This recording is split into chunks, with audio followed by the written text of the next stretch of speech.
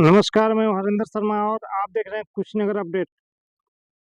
आरक्षण राजनीतिक लाभ या साधन या सामाजिक न्याय का अस्त्र।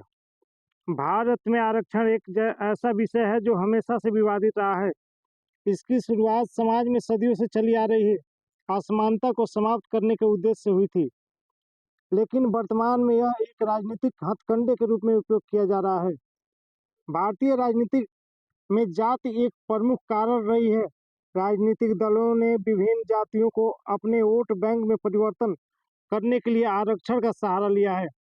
इसके चलते आरक्षण का मूल उद्देश्य, जो कि समाज के पिछड़े वर्गों को समान अवसर प्रदान करना था, जो कि कहीं खो गया है।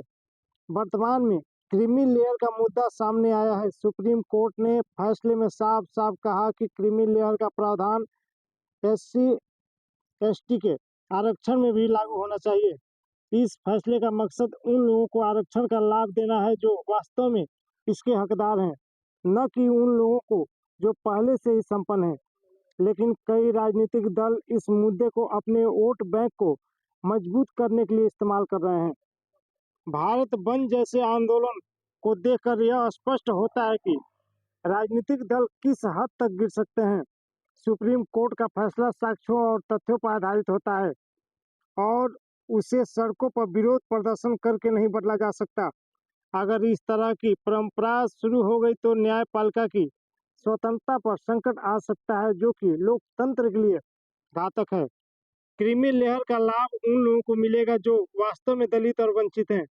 इसके बावजूद कुछ राजनीतिक दल सस्ती राजनीति के लिए इस मुद्दे को विवादित बना रहे हैं। यह दुर्भाग्यपूर्ण है कि जनता को भ्रमित करके वे समाज को जातियों में विभाजित कर रहे हैं। सुप्रीम कोर्ट ने कई बार सरकार को OBC की क्रीमी लेयर लागू करने के लिए कहा, लेकिन तत्कालीन कांग्रेस सरकार ऐसा करने का साहस नहीं जुटा पाई। यह दर्शाता है कि कैसे राजनीतिक दलों ने अपने हितों को प्राथमिकता दी और सामाजिक न्याय को दरकिनार कर दिया।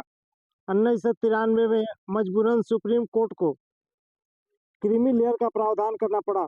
भारत में आरक्षण का मुद्दा केवल सामाजिक न्याय ही नहीं रह गया है, बल्कि यह राजनीतिक लाभ का खिलौना बन चुका है। सुप्रीम कोर्ट को इस मुद्दे को हल करने के लिए ठोस कदम उठाने चाहिए, ताकि आरक्षण का लाभ वास्तव में उन लोगों तक पहुंच सके जो इसके हकदार हैं।